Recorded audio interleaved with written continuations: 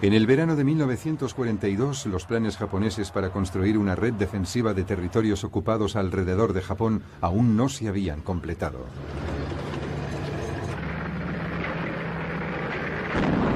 Las grandes pérdidas en el mar habían frustrado sus intentos de apoderarse de Nueva Guinea y las islas del Pacífico Central.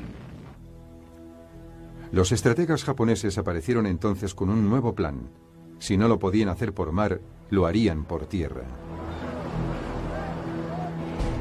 El 21 de julio, una fuerza del tamaño de una división de tropas experimentadas en la lucha en la selva desembarcó en la costa norte de Nueva Guinea. Inmediatamente, esta se dirigió hacia el oeste a través de los montes Owen Stanley. Al principio el avance fue veloz. La pequeña fuerza de ocupación australiana fue totalmente superada en número y perdió terreno.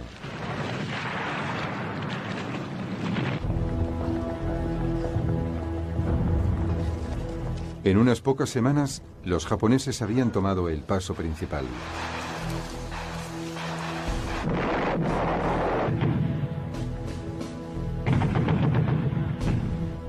A continuación, se detuvieron para esperar refuerzos antes de la ofensiva final contra Port Moresby.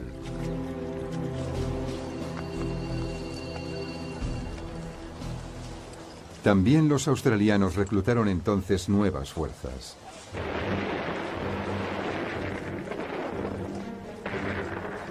Cuando los japoneses se volvieron a poner en marcha, se encontraron con una resistencia mucho más dura.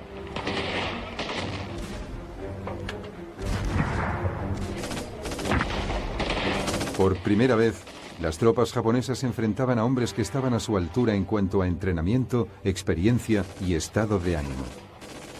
Los australianos no cedieron terreno y los japoneses se vieron temporalmente inmovilizados.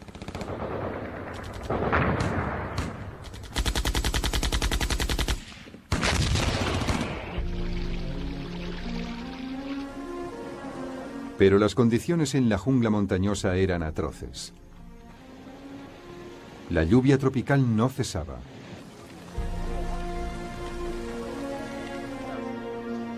La malaria se extendía. Al final, los australianos se vieron obligados una vez más a replegarse.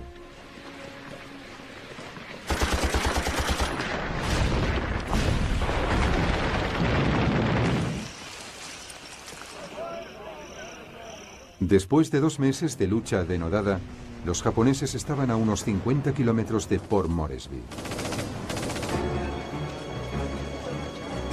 Y entonces finalmente llegaron los refuerzos estadounidenses.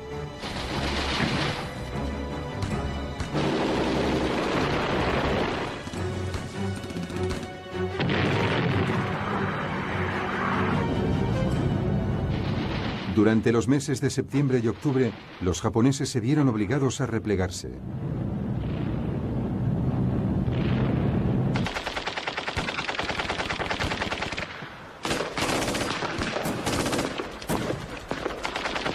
A pesar de ello, mantuvieron una resistencia heroica, pero suicida.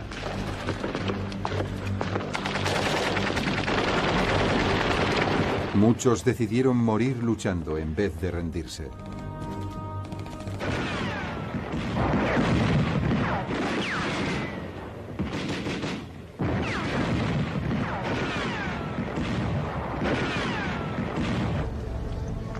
Los aliados necesitaron otros 2 meses para poder vencer finalmente a los japoneses. Había sido un baño de sangre.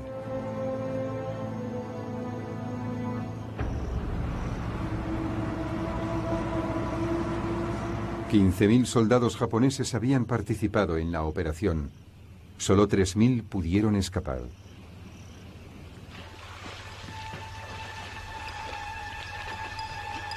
Los japoneses se encontraban en una situación difícil. Habían perdido la batalla en el mar y ahora estaban perdiendo la iniciativa en tierra firme. El dominio estadounidense se imponía de manera rápida.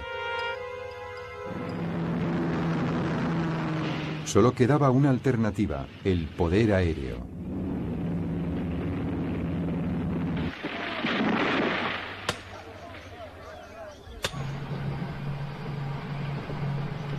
Durante el verano de 1942, ingenieros japoneses empezaron a construir una serie de pistas de aterrizaje repartidas por el Pacífico. Una de estas pistas estaba en la isla de Guadalcanal, en la zona sur de las Islas Salomón. Se encontraba estratégicamente bien situada para amenazar a los convoyes norteamericanos que se dirigían a Australia. La isla se convertiría en el epicentro de una batalla épica.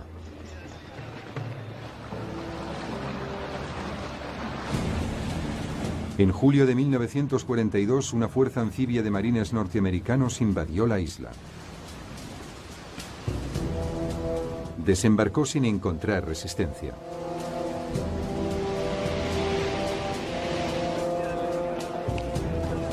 El plan era capturar la pista de aterrizaje a medio construir, acabarla y seguidamente convertirla en una base norteamericana.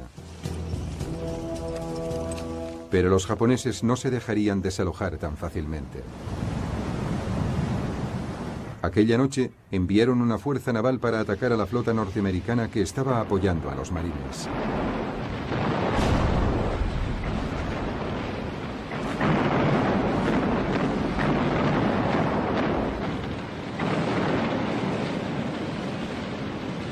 En un despliegue deslumbrante de combate nocturno, los japoneses hundieron 4 acorazados aliados y ahuyentaron a los demás mar adentro.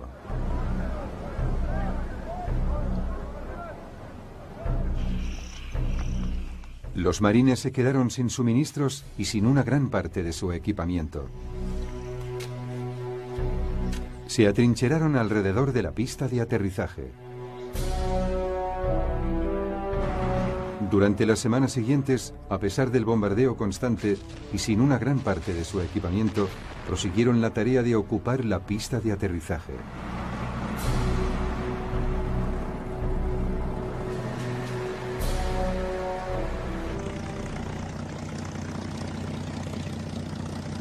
Fue entonces cuando llegaron refuerzos: 19 cazas norteamericanos Wildcat y 12 bombarderos en picado Donnells. Era el momento oportuno.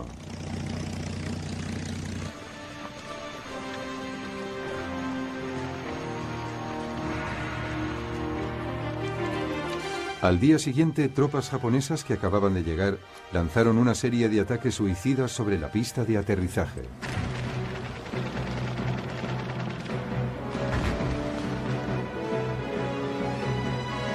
En el transcurso de los meses siguientes, una oleada tras otra de tropas exaltadas entraron en combate.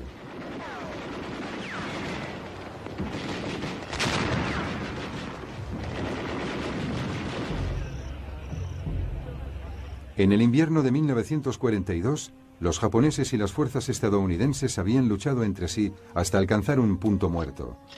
Los dos bandos se atrincheraron en posiciones defensivas.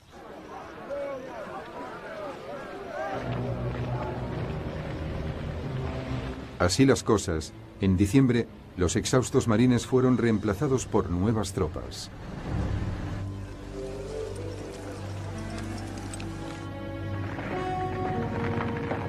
Los soldados norteamericanos iniciaron entonces una nueva ofensiva contra las bolsas cada vez más aisladas de resistencia japonesa.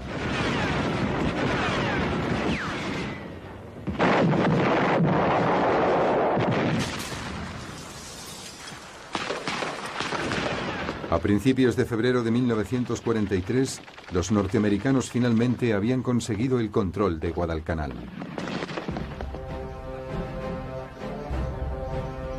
Habían vencido a las fuerzas japonesas por mar y por tierra. Incluso les habían negado el acceso al aire. La Blitzkrieg oriental había fracasado. El imperio japonés se enfrentaba ahora a un enemigo cuya fuerza y poder aumentaban a una velocidad que jamás podrían igualar. Era el principio de un cambio fundamental en el transcurso de la guerra.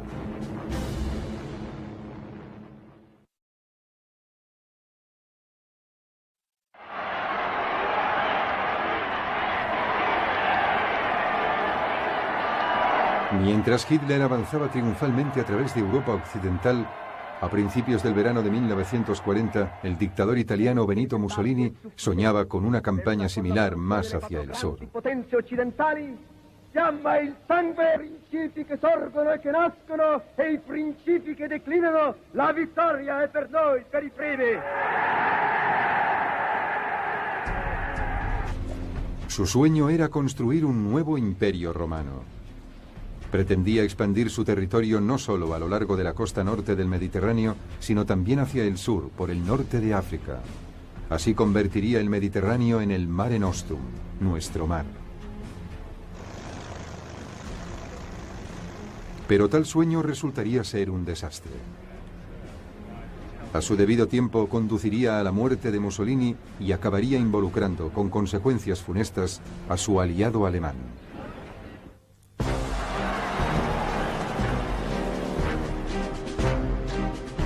Al principio de la guerra, Italia ya controlaba Libia y Abisinia, la actual Etiopía.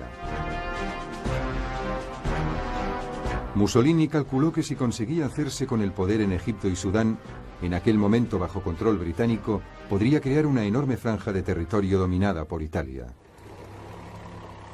Parecía una campaña fácil. Italia tenía muchas más tropas en la región que Gran Bretaña.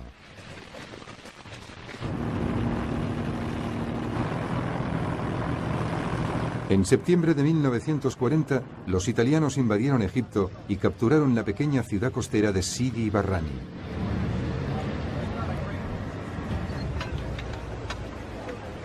Allí se detuvieron y se atrincheraron.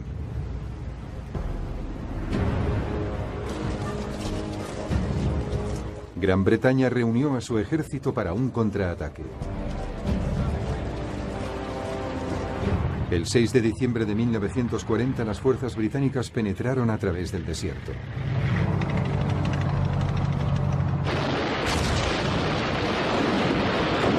Cuatro días después, invadían las defensas italianas.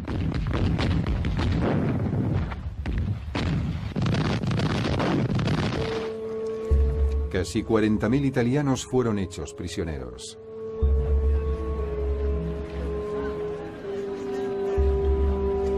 Fue esta la primera señal de que el ejército italiano no era tan imponente como los aliados habían temido. El resto de los italianos derrotados se replegó a través de la frontera libia.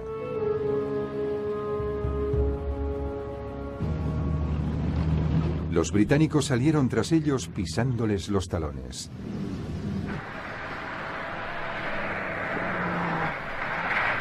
En apenas un mes, la Fuerza Expedicionaria del Desierto, nombre que recibían las fuerzas británicas, había avanzado casi 1000 kilómetros a través de la Libia controlada por los italianos. En ese punto se detuvo y se atrincheró en El Ajeila, una ciudad costera de Libia.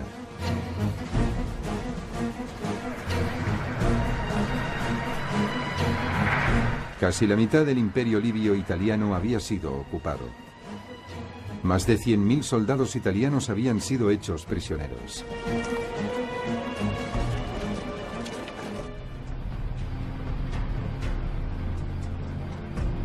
Mientras, más hacia el sur, una segunda fuerza expedicionaria británica invadía Abisinia, también bajo control italiano.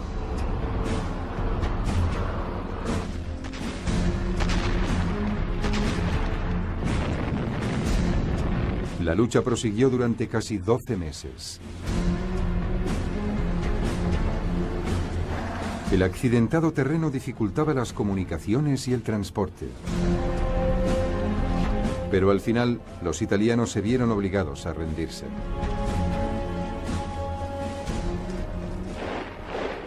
A pesar de que Abisinia quedaba bajo poder de los aliados, la construcción del imperio de Mussolini estaba creando problemas en otro lugar del Mediterráneo.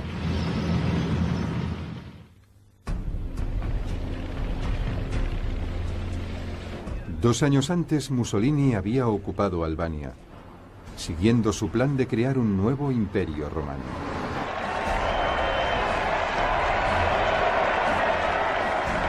Al año siguiente exigió que Grecia se convirtiese en una colonia italiana.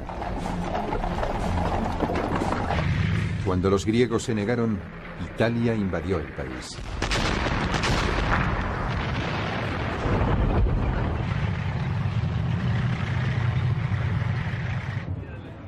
Los griegos, a pesar de ser superados en número por más de 2-1, hicieron retroceder rápidamente el avance italiano.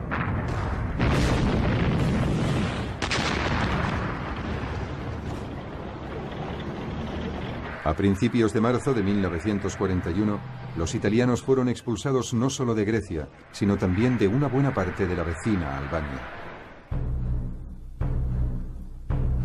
El primer ministro británico, Winston Churchill, prometió ayuda a los griegos a fin de que pudiesen acabar la tarea. Las fuerzas británicas en Europa estaban muy involucradas en otros lugares y se encontraban dispersas. Fue entonces cuando las unidades británicas del norte de África recibieron la orden de abandonar la aventura libia y enviar la mayor parte de sus fuerzas por barco a través del Mediterráneo a Albania. En ese momento, las tropas italianas se vieron obligadas a retroceder. Las ambiciones balcánicas de Mussolini se desmoronaban. Los italianos estaban en apuros.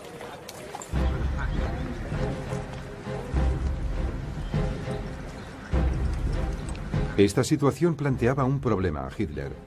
¿Debía desviar algunas de sus tropas mejor situadas para ayudar a su principal aliado europeo? ¿O debía abandonar Italia a su suerte? Decidió ayudar.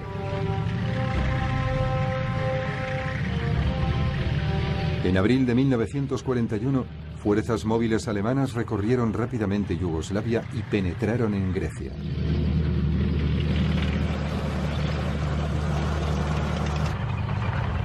Para Alemania, sería el principio de un compromiso funesto con los sueños políticos de Mussolini.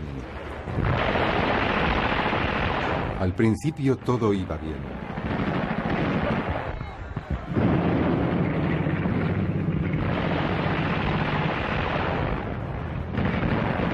A pesar de la ayuda británica, los griegos no pudieron contener a los alemanes. A finales de abril, la capital de Grecia, Atenas, cayó en poder de las fuerzas del Eje.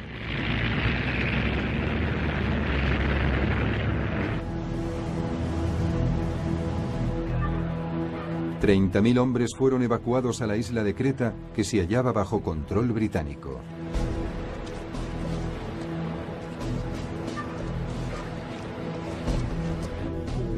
Hitler decidió expulsarlos también de allí.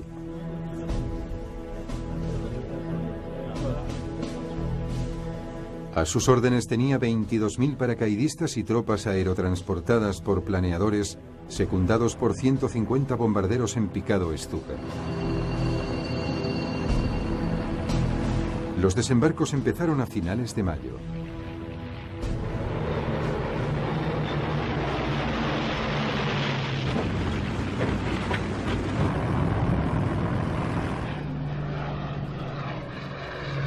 Los aliados dispersaron sus tropas por toda la isla, ya que no había hombres suficientes para cubrir completamente la zona. Hubo ataques aéreos constantes por parte de los alemanes.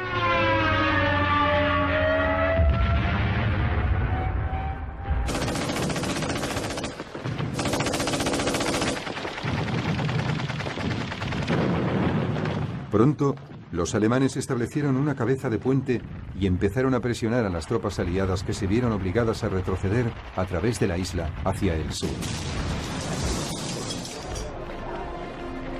2 semanas más tarde, todo había concluido. 15.000 soldados aliados tuvieron que ser evacuados.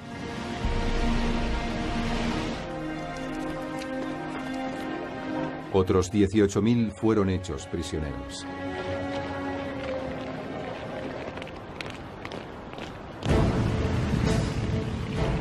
Esto significaba que las potencias del Eje controlaban una gran parte del Mediterráneo y, de forma fundamental, las rutas de abastecimiento al norte de África. Parecía que la decisión de Hitler de ayudar a Mussolini había merecido la pena. Ahora estaba preparado para expulsar a Gran Bretaña de toda la región.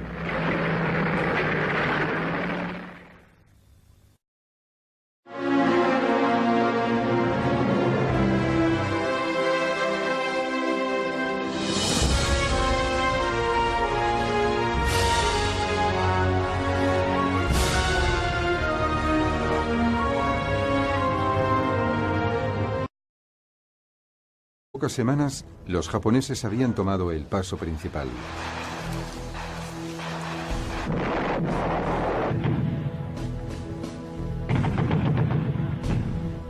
A continuación, se detuvieron para esperar refuerzos antes de la ofensiva final contra Port Moresby.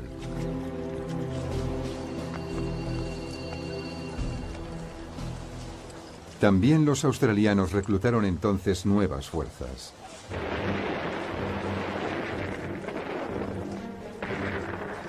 Cuando los japoneses se volvieron a poner en marcha, se encontraron con una resistencia mucho más dura.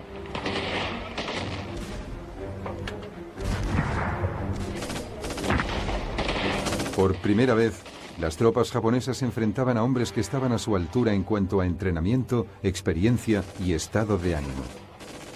Los australianos no cedieron terreno y los japoneses se vieron temporalmente inmovilizados.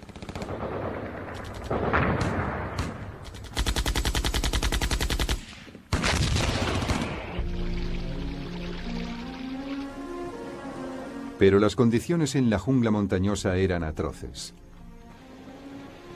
La lluvia tropical no cesaba.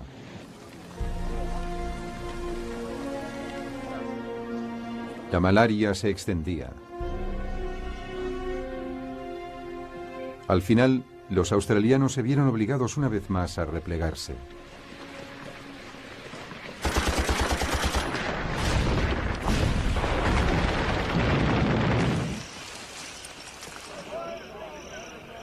Después de 2 meses de lucha denodada, los japoneses estaban a unos 50 kilómetros de Port Moresby.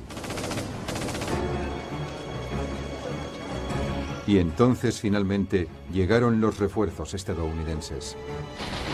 Ingenieros japoneses empezaron a construir una serie de pistas de aterrizaje repartidas por el Pacífico. Una de estas pistas estaba en la isla de Guadalcanal, en la zona sur de las Islas Salomón. Se encontraba estratégicamente bien situada para amenazar a los convoyes norteamericanos que se dirigían a Australia. La isla se convertiría en el epicentro de una batalla épica.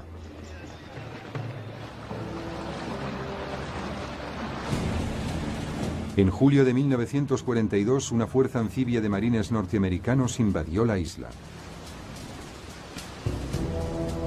Desembarcó sin encontrar resistencia.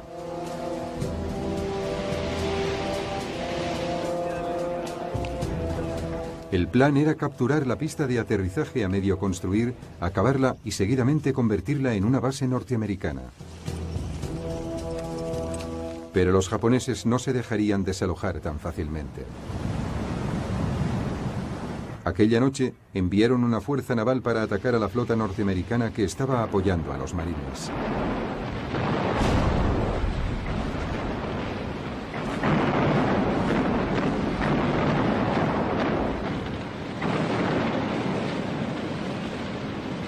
En un despliegue deslumbrante de combate nocturno, los japoneses hundieron 4 acorazados aliados y ahuyentaron a los demás mar adentro.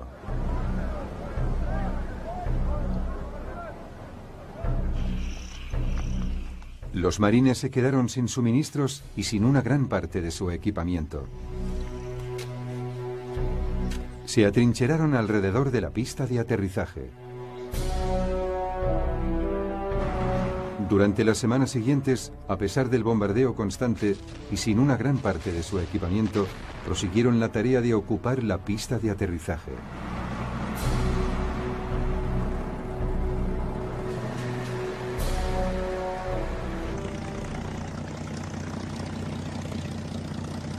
Fue entonces cuando llegaron refuerzos: 19 cazas norteamericanos Wildcat y 12 bombarderos en picado Donnells. Era el momento oportuno.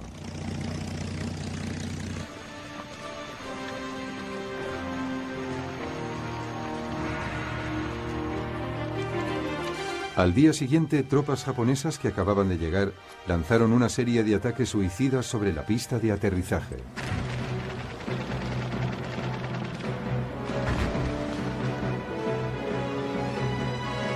En el transcurso de los meses siguientes, una oleada tras otra de tropas exaltadas entraron en combate.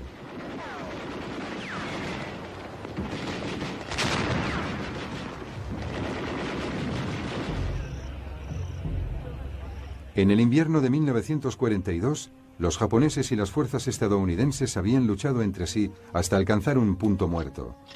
Los dos bandos se atrincheraron en posiciones defensivas.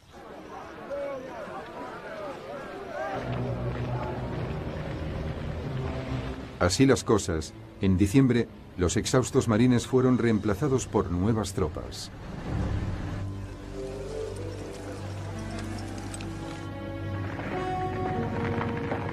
Los soldados norteamericanos iniciaron entonces una nueva ofensiva contra las bolsas cada vez más aisladas de resistencia japonesa.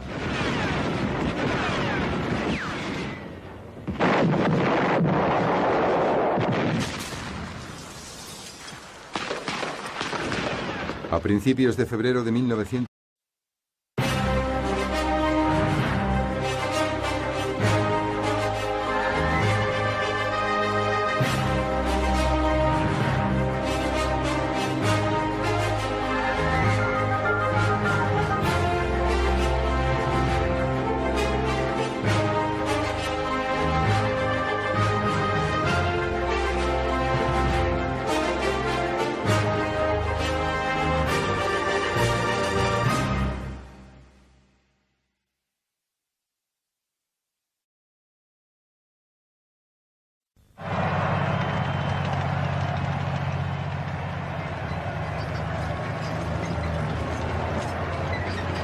en el verano de 1942, los planes japoneses para construir una red defensiva de territorios ocupados alrededor de Japón aún no se habían completado.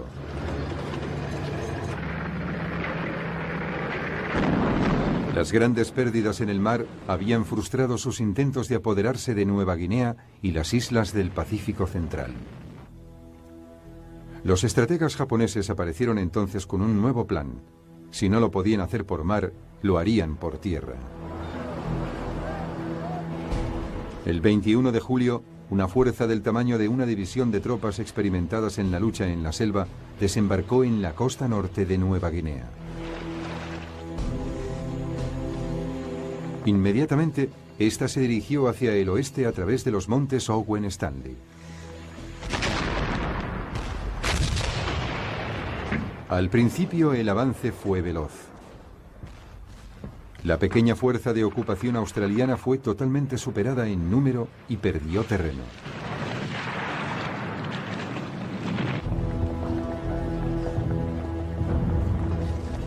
En unas pocas...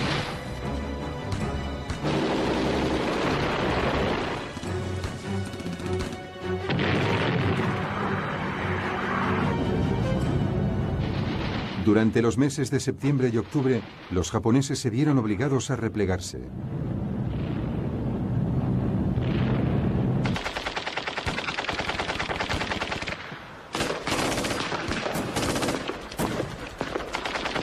A pesar de ello, mantuvieron una resistencia heroica, pero suicida.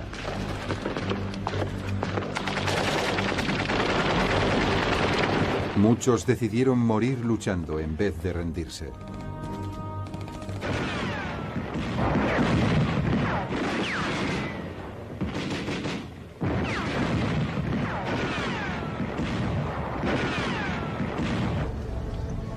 Los aliados necesitaron otros 2 meses para poder vencer finalmente a los japoneses. Había sido un baño de sangre.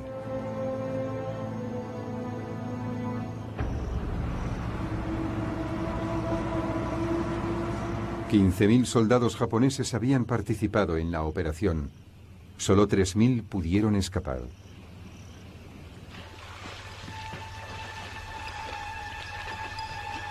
Los japoneses se encontraban en una situación difícil. Habían perdido la batalla en el mar y ahora estaban perdiendo la iniciativa en tierra firme. El dominio estadounidense se imponía de manera rápida. Solo quedaba una alternativa, el poder aéreo.